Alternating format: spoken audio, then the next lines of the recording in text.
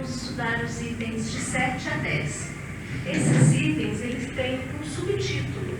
Esse subtítulo é Mistérios ocultos aos sábios e aos prudentes. Então vamos entender o que é isso. No item 7, Kardec retirou uma máxima de Jesus que está lá no Evangelho de Mateus, no capítulo 11, versículo 25.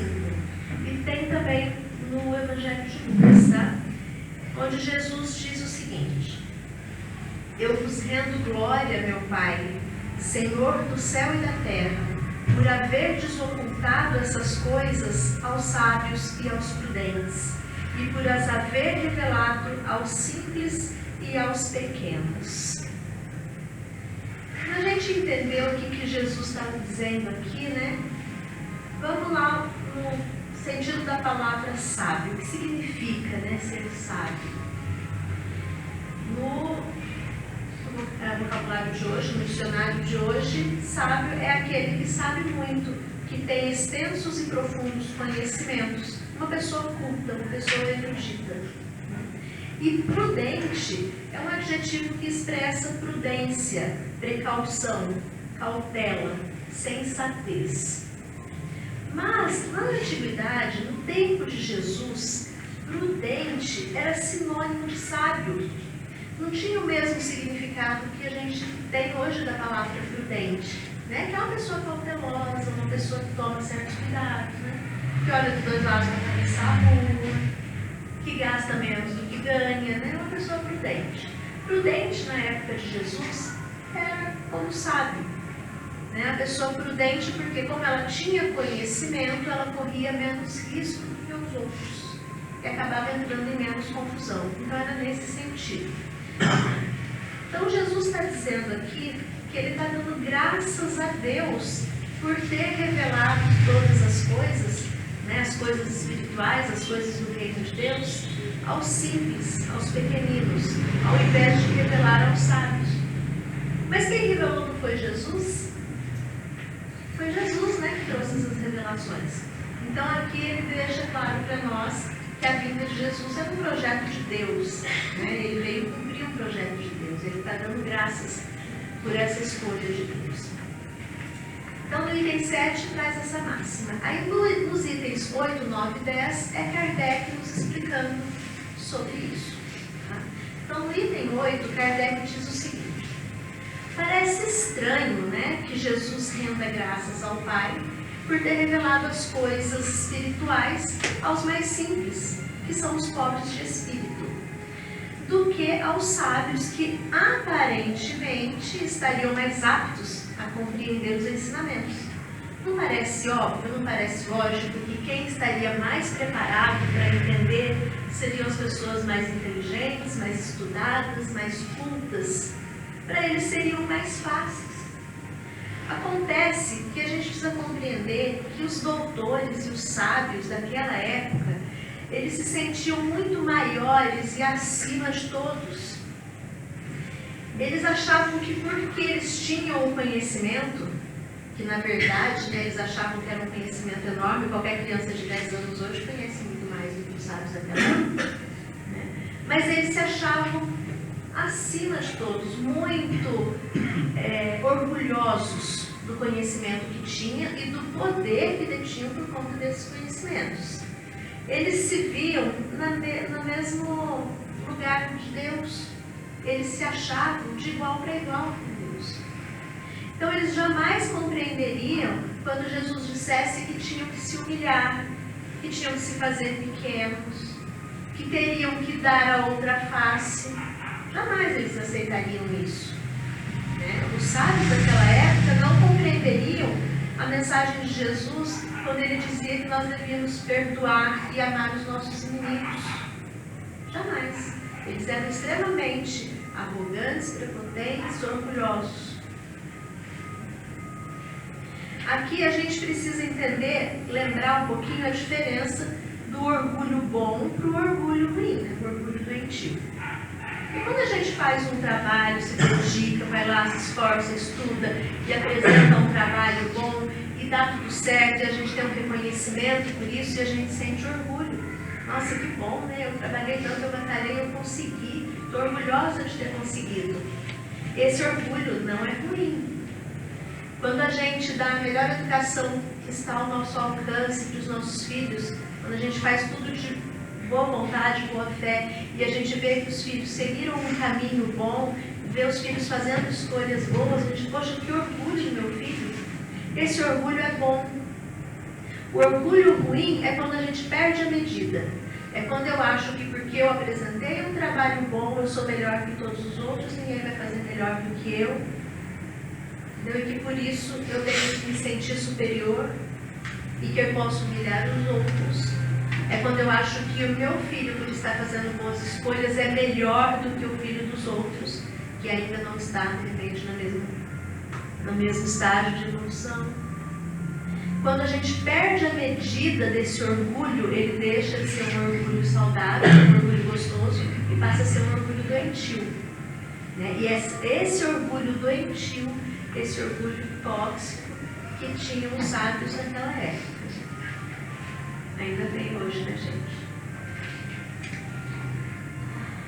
Jesus não precisou sentir a mesma decepção que Paulo de Tarso, né? Porque Paulo, quando ele se converteu ao cristianismo, que ele saiu de cidade em cidade pregando sobre os ensinamentos de Jesus, ele tinha um sonho de chegar em Atenas e pregar para os atenienses, porque lá estavam os mais sábios, os mais cultos, os mais inteligentes da época. E Paulo acreditava que se ele levasse a mensagem de Jesus para aqueles que eram tão inteligentes, aquilo ia se espalhar muito rápido. E quando ele consegue, já no final da trajetória dele, chegar em Atenas, aqueles sábios receberam a mensagem com deboche, com gargalhada, com escárnio.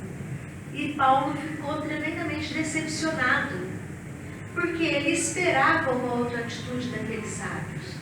Mas Jesus conhecia a todos nós, né? Jesus conhecia o coração e o sentimento de todo mundo.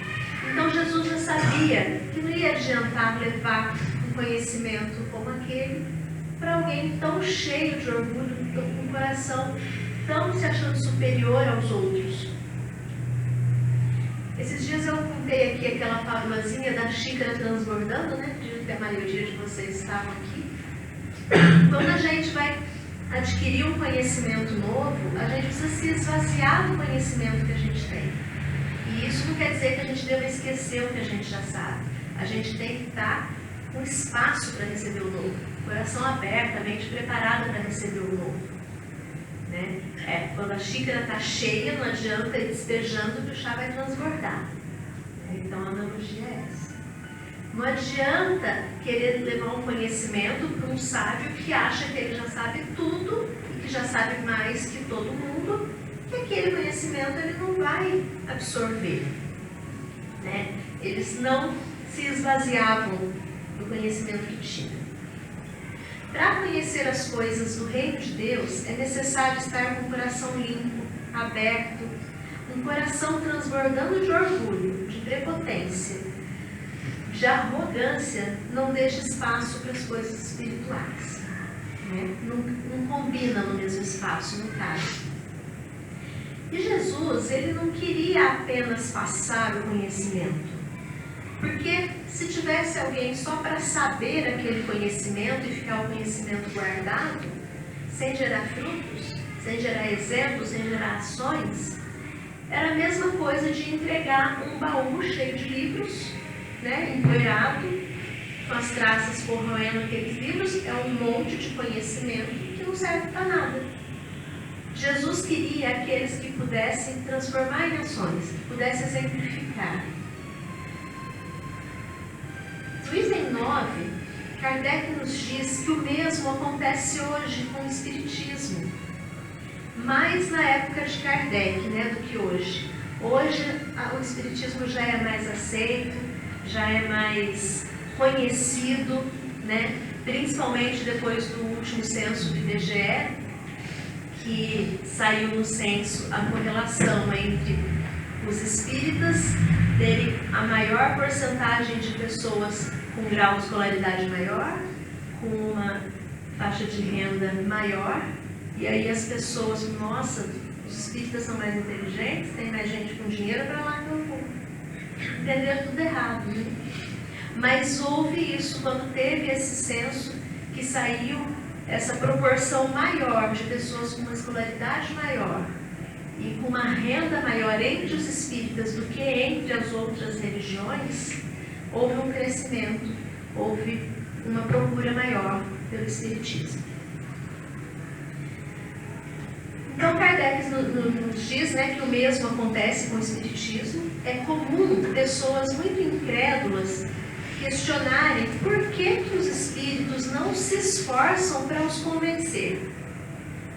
Eu não acredito em espírito, não acredito em vida após a morte, não acredito em nada disso, porque nenhum aparece aqui agora que eu quero que apareça, para que eu possa me convencer. É que os espíritos, eles se ocupam daqueles que buscam a luz e a boa fé com humildade, ao invés daqueles que já se acham possuidores de toda a luz e que acreditam que Deus deveria ficar feliz em aparecer para eles, provando que existe. É uma inversão, né? A gente achar que Deus é que deve aparecer para mim para que eu possa acreditar nele. Ao invés de eu me elevar, eu buscar os conhecimentos das coisas espirituais, para eu ir criando condições de chegar até Deus. É mais ou menos como São Tomé, né? São Tomé, que não estava presente quando Jesus apareceu ressuscitado dos apóstolos. E depois, quando os amigos contaram para ele, ele não acreditou. Daí ele falou, não, eu só acredito vendo, eu só acredito se eu tocar nas chagas. Então Jesus aparece para Tomé e diz, vem Tomé, toca nas chagas. E ele vai lá e toca. E é só aí que ele acreditou. Então Jesus disse para Tomé, acreditastes porque me vistes. Felizes os que crerem sem terem visto. É mais ou menos como aqueles que querem acreditar na doutrina espírita se Chico Xavier aparecer sentado lá no sofá da casa. Mas se aparecer, sai correndo, né? E existem ainda muitos de nós ainda piores do que São Tomé, porque veem e não acreditam. Quantas pessoas que desenvolvendo mediunidade vê ou ouve algum espírito e corre para o consultório lá do Dr. Flávio? Estou ficando maluco, estou alucinado, estou vendo coisas. E às vezes pode ser mesmo, porque isso também acontece, né? Pode ser uma doença. Mas muitas vezes é mediunidade. E a pessoa busca nos remédios controlar aquilo, fica calminho, não vê mais e aí acredita que realmente estava doente. Então muitos, mesmo vendo, não acreditam. A gente julga pelo conhecimento que nós temos material, né? O conhecimento científico. Somos meio que pseudo-sábios, né, Rose? Aprendemos que era pseudo-sábio essa semana no estudo. Se acha sábio, mas não é. Ter conhecimento é diferente de ser sábio, de ter sabedoria. A sabedoria, ela está ligada ao bom uso do conhecimento. Conhecimento por conhecimento não leva ninguém a lugar nenhum. Só a partir da hora em que a gente pega aquele conhecimento e faz um bom uso dele, a gente começa a ter um pouco de sabedoria. Eu tenho uma pessoa da minha família que eu acho muito sábia, e quando eu disse a ela que eu achava ela muito sábia, ela falou, agora não adianta mais, com 70 anos, que eu tinha que ter sido sábia com 15, que eu não teria feito o tanto de besteira que eu fiz. Veio a sabedoria tarde demais. Só que ela não percebeu que a sabedoria veio por conta de todas as coisas erradas que ela fez, né? Que foi adquirindo esse conhecimento. A gente não pode olhar essa passagem de Jesus e entender ela de uma forma simplista. Ou seja, todo mundo que é intelectual, que estuda muito, que lê muitos livros, não é capaz de compreender as coisas espirituais. E todo aquele que é simples e ignorante, que não estudou, analfabeto, esse tem uma ligação mais fácil com Deus. Não é tão simples assim, né? Porque tem pessoas extremamente intelectualizadas, cultas, e que tem uma relação com o Pai muito evoluída, e tem pessoas simples e ignorantes, extremamente arrogantes e orgulhosas. Então a diferença não está na quantidade de conhecimento que a pessoa tem ou deixa de ter. O que vai fazer a diferença é a quantidade de orgulho e a quantidade de humildade que tem dentro de cada um de nós. Trouxe aqui alguns exemplos de pessoas inteligentes, sábios, gênios, que disseram coisas incríveis a respeito de Deus.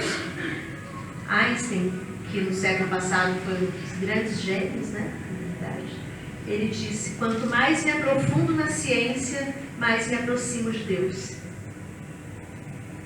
Quanto mais estudava, mais ele acreditava em Deus.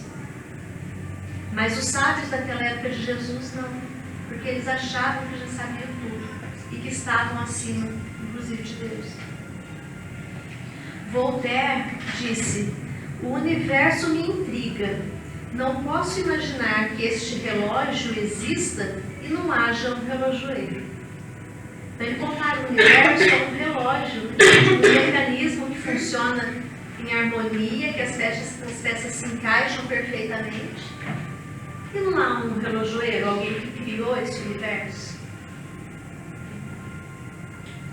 Pasteur, que foi um cientista francês contemporâneo de Kardec, na biografia dele, aos 70 anos, em 1892, conta que ele estava lendo a Bíblia no trem, no caminho para casa. Eu já contei essa história aqui também, né? Bastante tempo atrás. E sentou ao lado dele no trem um universitário que estava estudando para ser um cientista.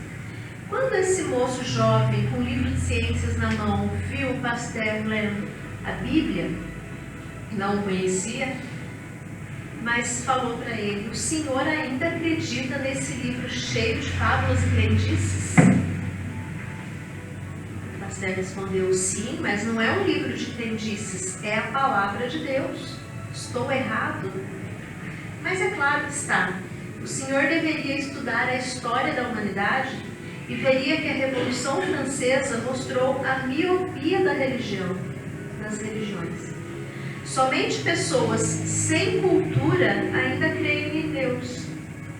O senhor deveria conhecer um pouco mais sobre o que os nossos cientistas pensam e dizem sobre tudo isso. E aí Pasteur deu conversa para ele, não é mesmo? E o que é que pensam e dizem os nossos cientistas sobre a Bíblia? Aí o jovem diz: bom, eu já vou descer na próxima estação. Se o senhor tiver aí o seu cartão, me dê, que eu vou te enviar o material sobre isso. E aí Pasteur tira do bolso o paletó e entrega para ele o cartão. O jovem, quando lê o cartão, ele abaixa a cabeça envergonhado. No cartão estava lá: professor doutor Louis Pasteur, diretor-geral do Instituto de Pesquisas Científicas da Universidade Nacional da França. E é de Pasteur a frase: um pouco de ciência nos afasta de Deus, muito de ciência nos aproxima dele. Aquele jovem tinha um pouquinho de ciência, Pasteur tinha muito de ciência. Então esses exemplos que eu trouxe é para mostrar que não é a quantidade de conhecimento que fez a diferença. O que fez a diferença naquela época foi realmente o orgulho, que é uma das piores falhas da humanidade. E do outro lado, existem pessoas também muito simples, com pouco estudo, que também são orgulhosas e que não se abrem para as coisas espirituais. O que vai fazer a diferença, então, são esses dois sentimentos que são antagônicos, né?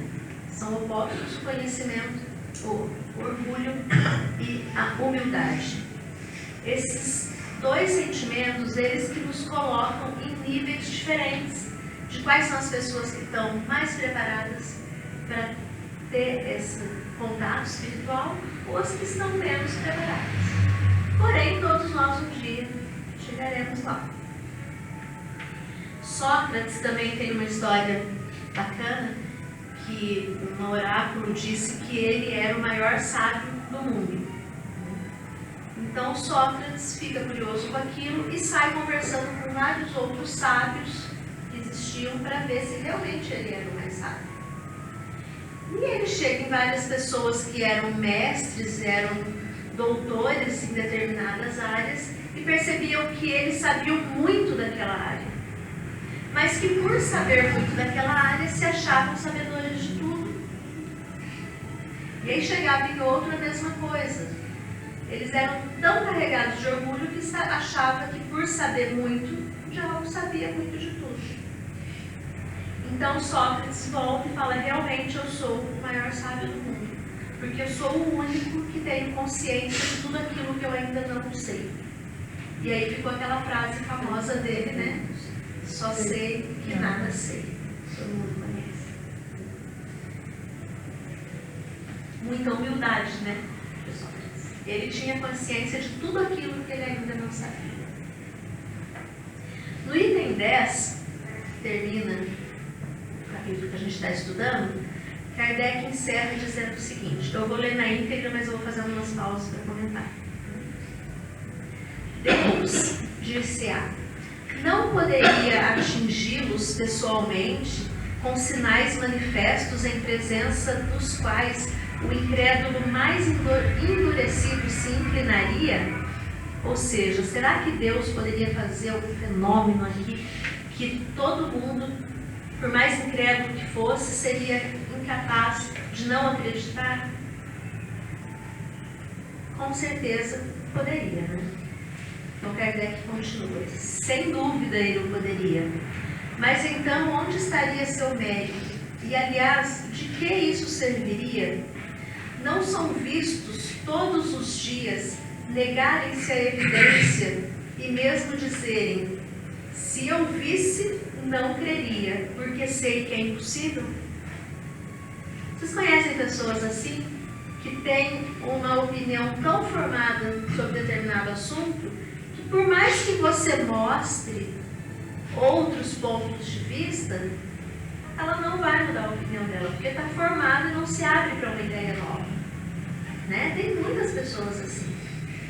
Eu coloquei aqui a historinha do doce de leite e do sabão, não sei se vocês conhecem. Tinha um pedaço de sabão em cima da mesa, e chegou um sábio, muito sábio, e falou: nossa, que bonito esse doce de leite. Aí a pessoa falou: não, isso aqui é um sabão. Não, isso é doce de leite. E a pessoa: não é doce de leite, é sabão. Não, isso aqui é um doce de leite. Aí o outro falou: é doce de leite? Então pega um pedaço e come. Aí o sábio foi lá, cortou um pedacinho, pôs na boca, mastigou, engoliu e falou: tem gosto de sabão, mas que é doce de leite. Tem gente que é assim, né? E seria assim com os sábios daquela época se Jesus tentasse ensinar alguma coisa. Não iriam aceitar, como aconteceu com Paulo de Tarso em Atenas. Então Kardec continua: se eles se recusam em reconhecer a verdade, é porque seu espírito não está ainda maduro para compreendê-la, nem seu coração para senti-la. Não atingiu maturidade. E é por isso que a gente não precisa se sentir orgulhoso quando sabe um pouquinho mais do que o outro. Porque cada um no seu tempo. Todos nós estamos mais ou menos na mesma faixa vibratória, senão não estaríamos aqui nesse planeta. Então não tem ninguém maior que ninguém, ninguém melhor do que ninguém. Eu posso ter um conhecimento um pouquinho maior em alguma área e o outro vai ter em outra. Né? E se a gente parar para pensar o quanto que a gente ainda não sabe, né? Então Kardec continua: o orgulho é a catarata que obscurece sua vista. De que serve apresentar a luz a um cego? É o que Jesus dizia, né? Quem tiver olhos de ver, que veja. Mas as pessoas não entendem porque Jesus fala isso. Quem tem ouvidos de ouvir, que ouça. A catarata que obscurecia a visão de muitos era o orgulho. É preciso, pois, primeiro curar a causa do mal. E como médico hábil, corrige primeiramente o orgulho. Como que Deus corrige o orgulho? Fazendo a gente passar por situações que vai ter que baixar a cabeça. A gente poderia aprender através dos exemplos dos outros, né? Quantas vezes a gente vê a pessoa quebrando a cara e depois passando por dificuldade? A gente pode aprender com o exemplo do outro. A gente não aprende e acha que com a gente vai ser diferente. Aí a gente vai lá, faz igual, quebra a cara também. Né? Então, não é que Jesus pune, não é que Deus pune, é que a gente não busca os melhores meios para se corrigir. A gente prefere aprender pela dor. Que a gente poderia aprender com o exemplo dos outros, a gente poderia aprender pelo conhecimento, estudando a doutrina espírita, estudando a Bíblia.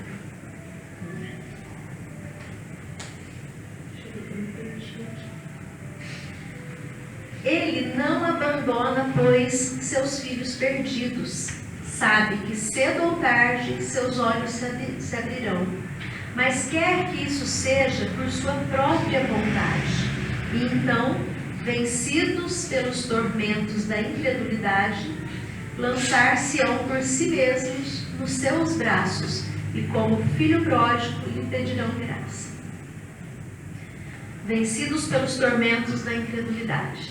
Né? O que são esses tormentos da incredulidade?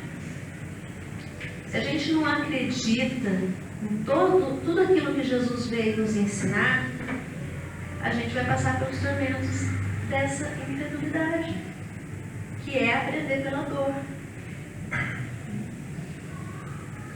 Tem uma outra visão, isso aqui não está no Evangelho, tá? É só uma observação a mais, uma curiosidade a mais. Que Jesus com certeza sabia do que aconteceria se aqueles sábios, cheios de orgulho, de prepotência, de poder, o que aconteceria com a mensagem dele se esses sábios a recebessem. Vamos supor que eles a recebessem e compreendessem, mesmo sem praticar. Eles, com o pequeno poder mundano que eles tinham, né, eles já oprimiam os que julgavam inferiores a ele. Imagina esses sábios com poder e com conhecimento de Deus. Eles iriam oprimir os mais fracos. E foi isso que aconteceu quando a Igreja Católica, infelizmente, se desvirtuou por caminhos, né, onde houve muita opressão. E aqui não é nenhuma crítica à Igreja Católica, é só a gente olhar para a história que a gente vê que realmente isso aconteceu.